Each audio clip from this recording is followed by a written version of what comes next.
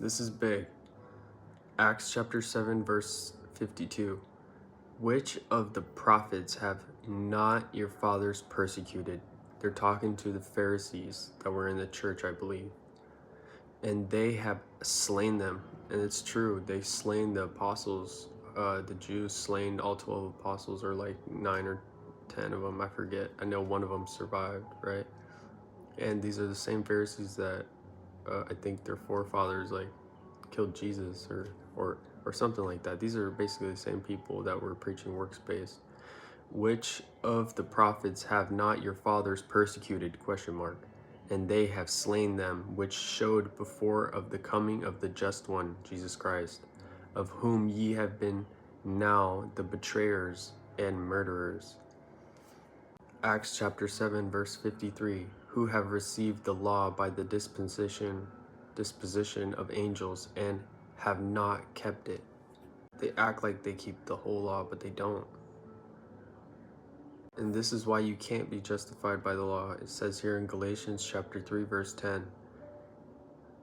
For as many as are of the works of the law are under the curse. For it is written, Cursed is everyone that continueth not in all things, which are written in the book of the law to do them.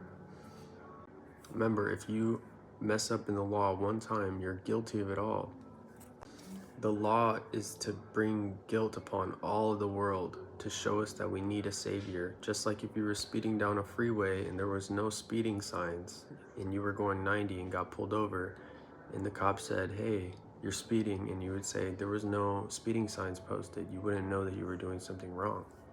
The law is there as our schoolmaster to teach us that we need a savior, that we are sinful, that God's requirement is perfection. In no means am I justifying you guys to go sin. We're saved by faith, by grace through faith, and what an act of love that God has done that for us. And we, out of love, we shouldn't want to go back to sin, you know, but that doesn't say that we're saved or we lose our salvation.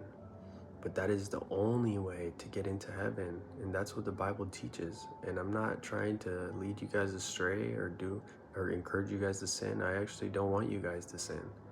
And I think that if you guys know that you're saved by grace through faith, you would love God and you wouldn't want to betray him. He's a good God. He loves you. And you will go to hell if you trust in yourself and doing good deeds and doing the law. It's the gospel.